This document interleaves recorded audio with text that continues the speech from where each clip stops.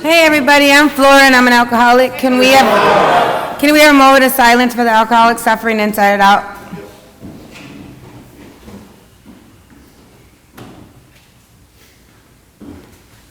Thank you, and I'm going to read the preamble. Alcoholics Anonymous is a fellowship of people who share their experience, strength, and hope with each other that they may solve their common problem and help others to recover from alcoholism. The only requirement for membership is the desire to stop drinking. There are no dues or fees for AA membership. We are self-supporting through our own contributions. AA is not allied with any sect, denomination, politics, organization, or institution. Does not wish to engage in any controversy, neither endorses or opposes any causes. Our primary purpose is to stay sober and help other alcoholics achieve sobriety. All right, as a courtesy to our speakers, please remain seated during their talk. If you need to exit, please use the main entrance in the stairway. There will be a 10-minute break in the presentation, at which time the Grove concession area will be open. Coffee, soda, and other snacks are available. And we'll be passing the basket for the 7 traditions, saying we are self-supporting. And if you guys can help me welcome Kurt, that'd be great.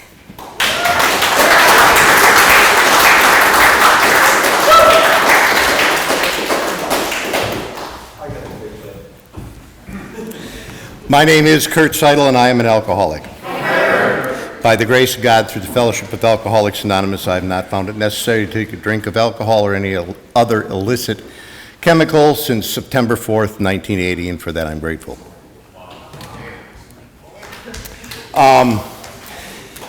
Since generally we qualify ourselves as alcoholics when we get up here and talk, I will tell you 2 things that I think qualify me as an alcoholic. There's more, trust me.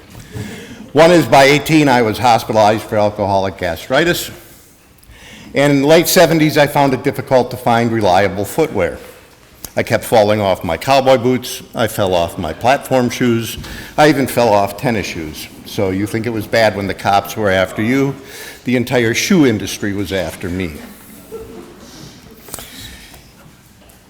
Last time I spoke, I talked about my experience, strength, and hope, not so much about the things that had happened to me, but about how I worked the steps every single day, because I think it might be helpful. And tonight I'd like to talk about the second half of that equation, which is we work things out on the spiritual. Mostly because as I look towards the future of the context of Alcoholics Anonymous, I think it's an idea you might need it. I probably won't be here, but I think it's at least having shared that idea, you might need it in the future. And I think that you have some inkling of it, but I'd like to share with you the way that it was shared with me. Everything is based on my understanding and how I work the steps. So real quick, I'm going to go back over that. Being convinced of 1 and 2, that I'm powerless, I'm spiritually and morally bankrupt, that there is a God and I'm not it, I make a decision to turn my will and my life over to the care of God as I understand Him. That's just the decision to do it. The process of turning my will and my life over to the care of God as I understand it is the next 9 steps. The next 9 steps is they present the opportunity to do them.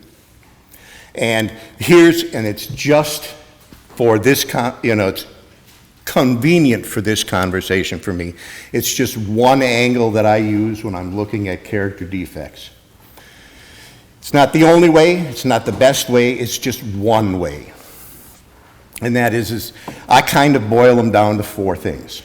Me playing God, me thinking I'm better than other people, I live a lie that I tell myself a lot of different lies about who I am, what I can do, who you are, what the world really is, all those lies. And that I have fear. Actually, these days I look at it, I'm just too much of a coward to live honestly in the world. I think we give ourselves a little bit too much leeway when we just talk about, I'm afraid I'm not going to get something. I'm afraid to take my lumps. I'm afraid I'm not going to get my way. I'm afraid that sometimes I'm going to win and sometimes I'm going to lose. I think that's cowardice.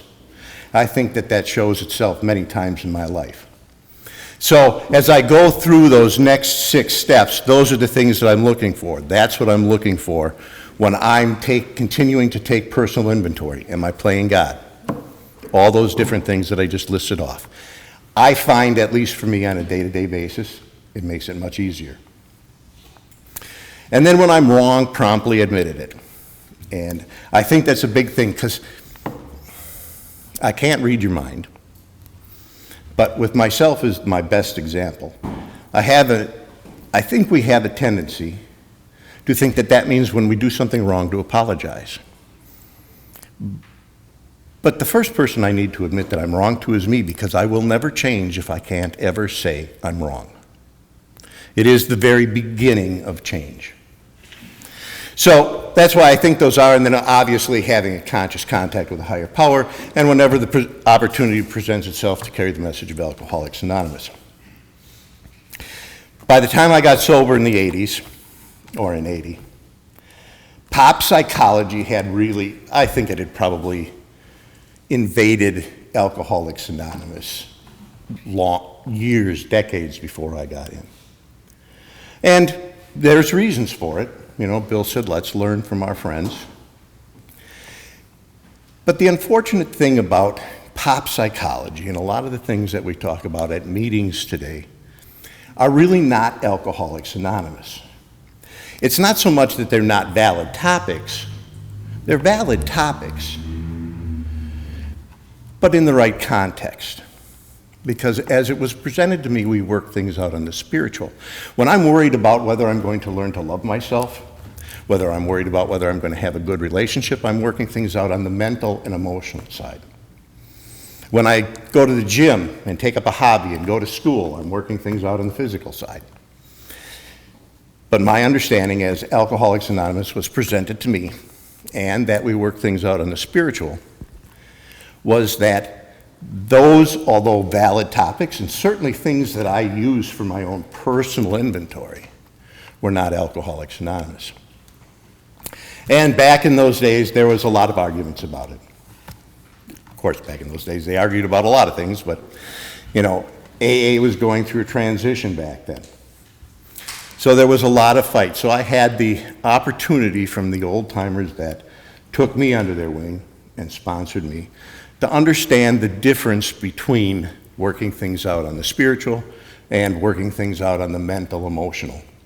You know, one of the things that I hear in meetings, people talk about, I'm working on my character defects. If I could work on my character defects, I wouldn't be standing here in front of you tonight. I can't. I'm powerless. Interestingly enough, working things out on the spiritual, and I just had that, just like last time, I just had a big brain fart, so I've lost my spot. But working things out on the spiritual, and I've heard people say, we don't talk enough about the spiritual. Well, that's all we talk about. This is my understanding of working things out on the spiritual. As I go throughout my day, and I'm continuing to take personal inventory, and I find those places where I'm playing God, I think I'm better than you, or I think I'm worse than you. Because that gives me a whole lot of excuses why I don't have to try if I'm worse than you. It's exactly the same as I'm better than you. When I'm telling myself those lies that keep me living in that lie of my life, when I don't have enough courage to live honestly and take my lumps and fit myself to life, when I present or apply whatever step is applicable next, I put myself in a position for my higher power to do for me what I could not do for myself, and specifically grow. When I talk about spiritual, I will use higher power and God interchangeably. My concept, I say that I do not understand my higher power. So generally speaking, I do not conform in that way. I don't have a problem with that. I don't think I need to know who my higher power is or what it is. I just need to do the things that Alcoholics Anonymous asks me to do if I want to have a spiritual experience sufficient to recover from the disease of alcoholism. So when I do those things, when I put myself in a position for my higher power to do for me what I cannot do for myself, which is to work the steps or apply the steps to me in that situation, My higher power does something for me that I could never do before, and that's grow. See, I never changed. I don't know about you, but I kept doing the same Groundhog Day thing every day, over and over and over again. You just misunderstood my intentions. It wasn't me, it was you. You know, all those different lies that I told myself, but I always did the same thing over and over again. When I do the steps, when I apply them to myself in my daily life, I put myself in a position for my higher power to do for me what I cannot do for myself. That is my understanding of working things out on the spiritual. Here's some of the ironies, at least as I've experienced them over the years. You would think, and I want it, I'm probably the only one that has expectations and wants things to go in a certain direction. But I would think, and I did, that if I'm going to behave correctly in a relationship, then the growth is going to be, I'm going to be better at relationships, right? Because really what I want is to be cured of my character defects so that they will come, so that the right behavior will come automatically, and then I can coast. I will tell you that maybe it's different for somebody else, but at these 44 years, or a couple days away from 44 years, I still have to think and participate and make a decision to apply the steps of Alcoholics Anonymous to me, to my behavior every single time. I never seem to get a chance to coast. I never got better. All those things are all still there. But because I have made a decision to turn my will and my life over to the care of God as I understand Him, and when I make the decision, although that does not turn my will and my life over, it does, the magic for me at that particular time is that my higher power gives to me all the power I need to apply the next 9 steps, whether I want to or not, whether I feel like it, whether I like it, or even whether I think it'll work. Because there were lots of times in my life in Alcoholics Anonymous I didn't want to do it, I didn't like it, didn't think it would work, and voila, still worked.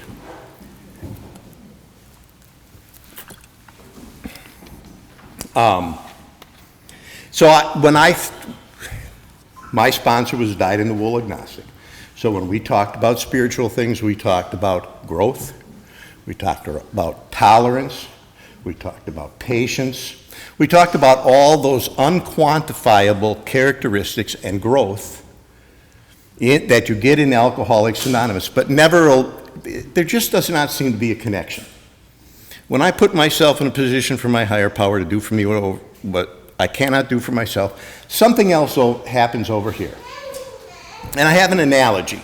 Now, every analogy is never perfect, but one of the things that I found myself doing, and I've heard so many people do after a year or so of sobriety, is I've got to go find myself. Well, you're spiritually and morally bankrupt. What do you think you're going to find? Basically, because there's nothing there. That was my experience. There was nothing there to find. Well, there was something there to find. My analogy is that I live in a tar paper shack in the middle of the woods, and I'm chained to this tar paper shack. The walls and roof and doors and windows are made out of playing God, thinking I'm better than you, living in a lie and being a coward. That's what makes up my tar paper shack. And I'm chained to this tar paper shack of character defects. And I continuously repeat those same things. And I'm chained to this shed, and the minute you come around, I snarl at you. And then I wonder why nobody wants to be around me. Now, some people are better at it. They don't snarl immediately. They wait till you get close enough, and then they bite you too. But that's me. That's what I found. When I went to find myself, I found a tar paper shack with holes in the roof, busted windows, a door that didn't close, and I was chained to it by myself and alone. When I do these steps and put myself in that position, for my higher power to do for me what I cannot do for myself, additions start to get built on to that tar paper shack. Now initially, you do a few things, patch up a few holes, cover over a few windows, but the tar paper shack is still there. But what I did notice is that there were starting to be other rooms built onto that tar paper shack. A room of patience, a room of tolerance, a little bit of courage to live life on life's terms and not the way I thought it should be. And my higher power, God built these rooms on. Because nowhere in 6 and 7 does it say, I asked God to help me work on my character defects. I humbly asked him to remove my shortcomings. I was willing to have them gone. As far as I can tell, all my defects are still there. But there's some things added now. One of the things that comes along with it is that chain that chains me there, that's been cut. I get to move around to other rooms. I'm not chained there, because when I prayed the third step prayer, I didn't pray, make me cured, make me able to do the right thing all the time and just coast. I said, relieve me of the bondage of self. That chain was the bondage of self that kept me tied to that tar paper shack. I am still quite capable of playing God. I am still quite capable of thinking I'm better than you. I'm quite capable of lying to myself and being a coward. But there has been, over the last 4 decades, there have been some additions built onto that tar paper shack. Now, one of those things, and here's, at least for me, in my analogy, how I know it doesn't go the way you think it should go. Well, because I had expectations, I expected things to go a certain way. I'm not a particularly friendly person. For the people that have known me from the past, Daryl. I am not a particularly friendly person. And along with my tar paper shack, God built me a friendly room. I am not happy about this. I now go out into public and I interact with other human beings that I don't particularly like, and I'm friendly to them. I don't think about it, and I'm friendly to them. This really annoys me. This was not what I had planned. I can tell you that having a friendly room was not on my agenda. It was not part of my plan, and there it is. The one single one that really is the best at effectiveness is the friendly room. I really cannot tell you how much that pisses me off sometimes. And on the other side, here's the irony of it, it's also one of the most freeing things that I've had happen in my life. I go down to the Y with the other old retired guys, and they all think I'm a nice guy.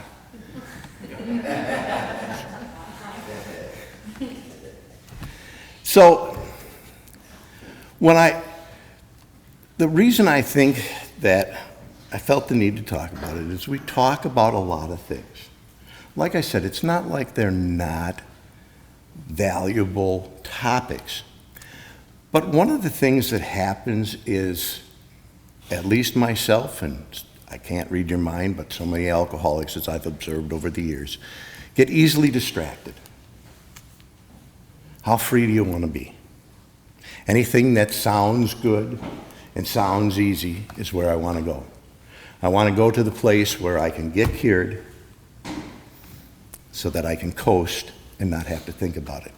I am here to tell you, at least in my case, I still continue to have to think about it. Because even though my higher power built me a friendly room, and I've been released, the chain has been broken, so I'm released to go live there at times. Stabbing people in the throat still comes up on my list of options in social interactions. I still must participate in my life on a moment-to-moment basis if I want to actually live in a world full of human beings and I want to successfully move through that world. My sponsor told me early on, you have a bad personality. I don't know any other way to say it. There's a lot of specifics in there. I have a bad personality. He said, and the world doesn't give a fuck about you. So if you want to be lonely and live alone, tied up in that shack, you can do that. Or if if you'd prefer not to do that, you can harmoniously cooperate with your higher power. That harmonious cooperation is that I know at the third step, when I make that decision every day and I say, please, that I have the power to apply the next 9 steps, regardless of how I feel about it. I'm always guaranteed to be successful, but I have to do it. God's not going to do it for me. Nobody else is going to do it for me.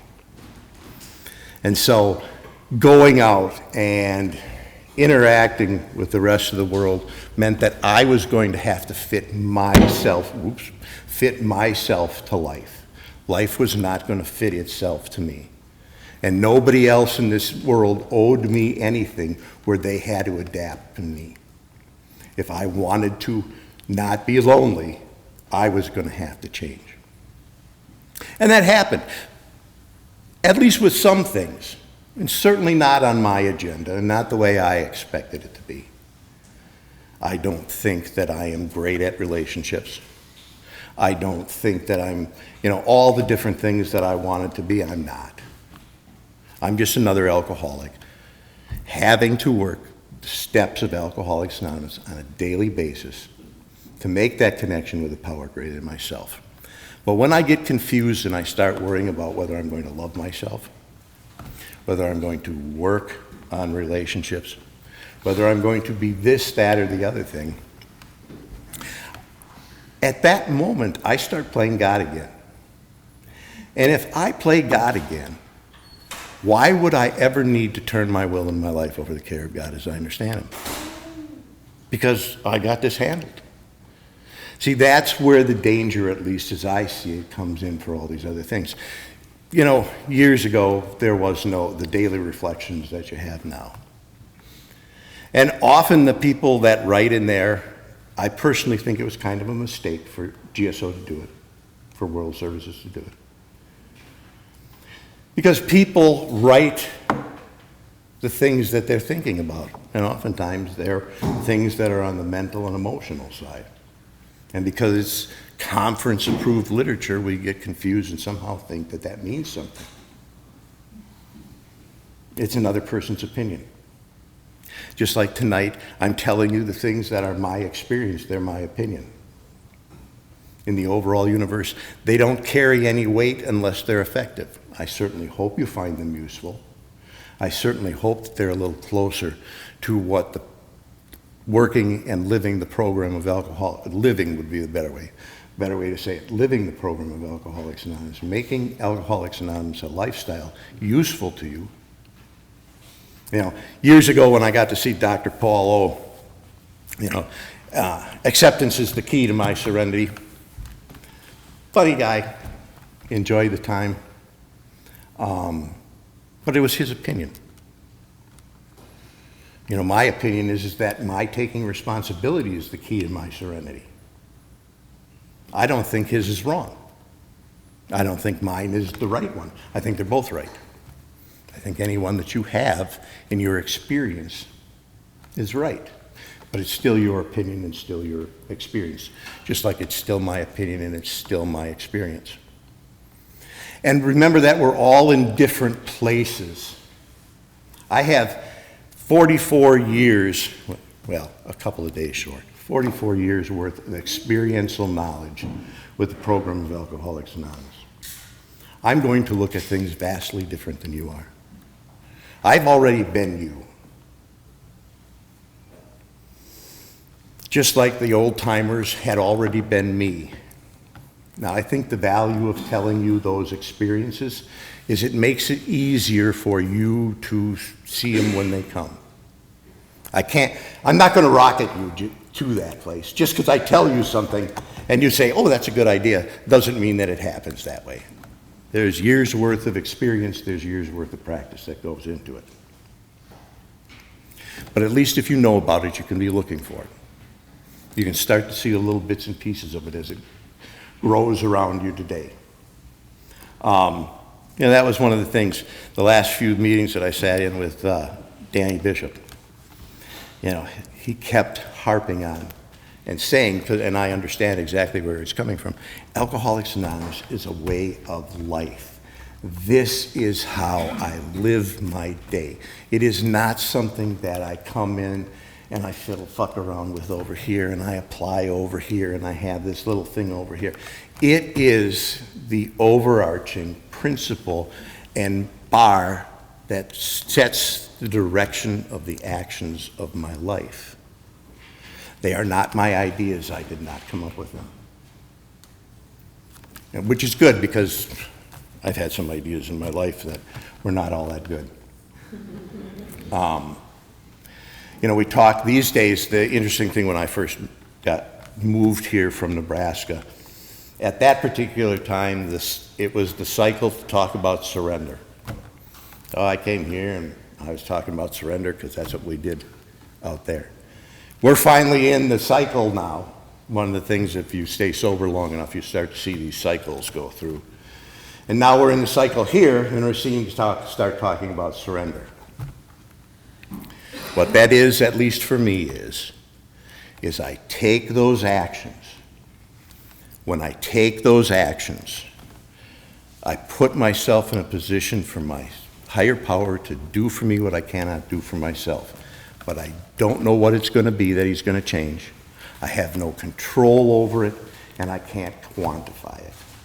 So it's spiritual. So, in my opinion, when people talk about, we don't talk enough about the spiritual, that's all we talk about is the spiritual. But you got to know what you're talking about. Am I working things out on the mental and emotional? Am I working things out on the spiritual?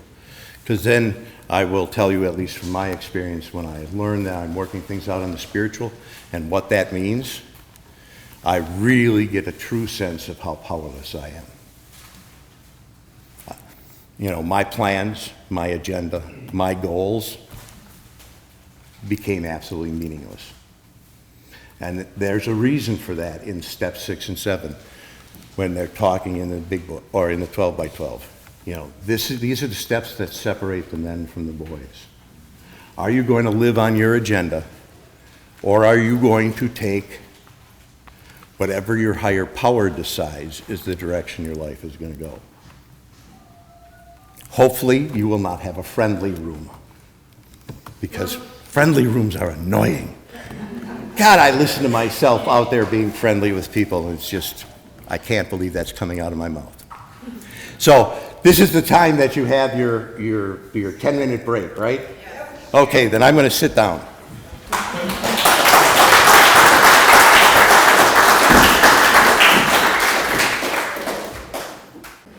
All right, everybody, if you can help me welcome Court back up here, that'd be great.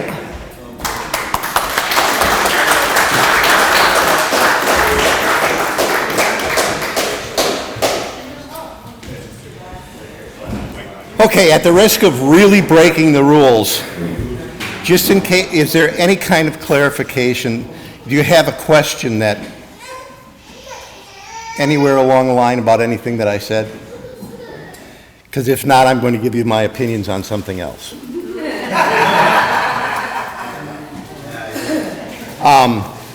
It's not particularly related.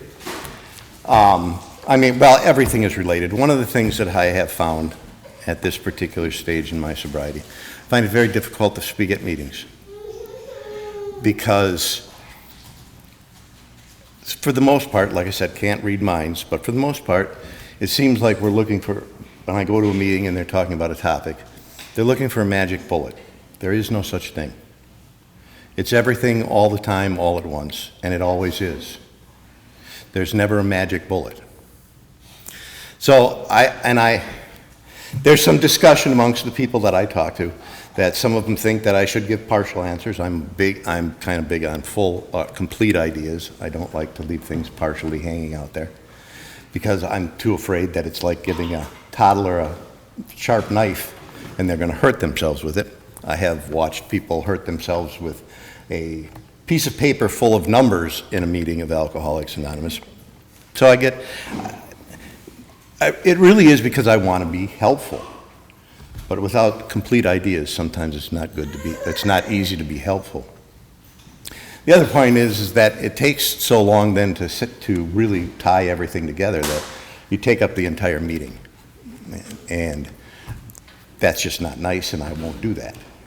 So that was one of the reasons why, for years I had said I didn't think much of speaker meetings, and guess what? I was wrong. But I do think some things need to change. That's my opinion. I don't know how much weight it has. The context that Alcoholics Anonymous finds itself in now is changing. Context is the entirety of the American society. Everything is changing. I don't know that we really need to go around and tell our stories so much, because everybody knows about alcoholism, everybody knows about Alcoholics Anonymous. It wasn't like in 1935 when everybody thought that they were the only ones in the world that were having those problems, and they didn't see other alcoholics. So hopefully, I think, talking about one or two aspects of my experience, strength, and hope, not about all the stuff that I screwed up. I think it's a good idea. I don't think it's me that should be doing it, but as I think there are people that are better at it, but hopefully some of the other old-timers in the community will start to use this as a platform to be able to share some of those ideas that I think are important and everybody needs. One of the ideas, and this is from my own personal experience, we talk about whenever someone reaches out for the hand of AA, I want it to be there. And one of the things, and certainly it's been an improvement in this community over the last 30, almost 40 years, things are different. For those of you that were around at that particular time in the 80s,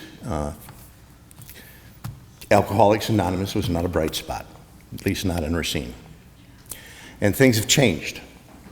And things have improved tremendously. People talk about the book, they talk about the steps, they talk about sponsorship. They do the things, some tremendous things that happen in this community over the last almost 40 years that are tremendous. There's one thing that I experienced. Hopefully I can be a little bit on the helpful side on this one. Because right now I think meetings are kind of a problem, but that's not my fight. I won't be here for that one. I wish you all luck. I hope you find those and continue to take inventory on the meetings that you do to try to make them better. But the one thing I would encourage you not to do is fall into the idea that if we make AA better, everybody else will get better. More people will get better if I make AA better. If the meeting is a little bit better, if I say the right thing, it'll get better. We were alcoholic and could not manage our own lives. Probably no human power could have relieved our alcoholism, and that God could and would if he were sought. It's beyond my job description to be able to have control over those things. But what I have learned is important, not only in my own personal life, to have to pay attention, to participate in every moment of every day that I live, to concentrate and consciously make decisions to practice the principles of the program of Alcoholics Anonymous. I think that each individual in a meeting, if they are participating to their fullest extent, to the fullest extent of their ability, if they are taking topics that are actually part of Alcoholics Anonymous, if they are participating, not to enforce it on somebody, not to be the AA police, but to be of maximum service to God and to your fellows, then those things will happen automatically in a meeting of Alcoholics Anonymous. Remember, the tradition says that each meeting or each group, actually they're talking about groups, because their perspective was is that you had a town that had a group of people here, and those people, that group of alcoholics also happened to have meetings. Context has changed. Our world has changed. But I do believe that at the beginning of every meeting of Alcoholics Anonymous, every meeting has the opportunity to become a spiritual entity. Well, spiritual entity means that you would have to put yourself in a position for your higher power to do for you what you cannot do for yourself. That applies to a meeting also. But we would have to know what we're talking about. We would have to actively participate. We might have to actually make ourselves be quiet at times. I know that that's a novel idea. Just like not getting into a relationship for the first year, we know is really good advice, and someday if anybody actually really practices it, we'll find out. And as my sponsor said to me, and I've said to every person I've ever sponsored, shut the fuck up. It isn't a cure for all of your problems, but at least you can't make things worse. So, here's where, you get into the traditions, particularly the 12th tradition, to practice that genuine humility that says is that these principles are more important than what I have to say, unless what I'm saying is these principles. And so maybe I don't know what the solution is. I don't know. Like I said, I don't think I will be around for the time when that becomes the issue for you, but I certainly hope that you're taking inventory and thinking about it in the context of Alcoholics Anonymous, which is that we work things out on the spiritual, not only as an individual, but also as a meeting. That every time you come into a meeting, you have an opportunity for that to be a spiritual entity and not an argument, not a, well, I sat in one meeting, the topic was freedom, and then the other guy who didn't like that talked about discipline. And so that's what we did all meeting long was, I'm going to characterize it as argue about discipline and freedom, and I'm not certain who ever got helped in that meeting or how helpful that was to anybody.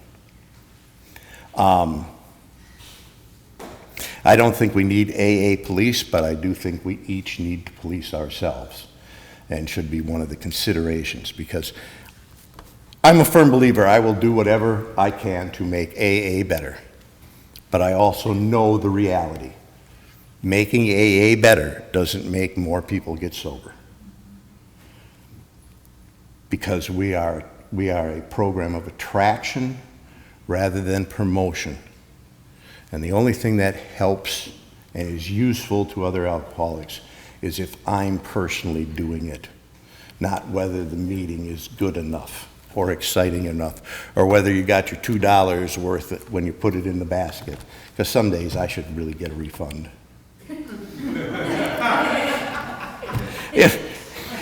Things, some things just don't change. Early on in the 80s, my sponsor said, if you want a lot of bad information about Alcoholics Anonymous, he said, just go to a meeting of Alcoholics Anonymous. Because you're going to get the worst information there is about Alcoholics Anonymous in a meeting. But you're also going to get the best. But the only way that's going to happen is if we practice each individual practices that genuine humility. Am I here to be useful, or am I here to hear? Am I going to speak just so I can hear the sound of my own voice? I can tell you after all these years, I'm really sick of hearing my voice. I have heard it, now for 65 years. And I'm really kind of tired of it.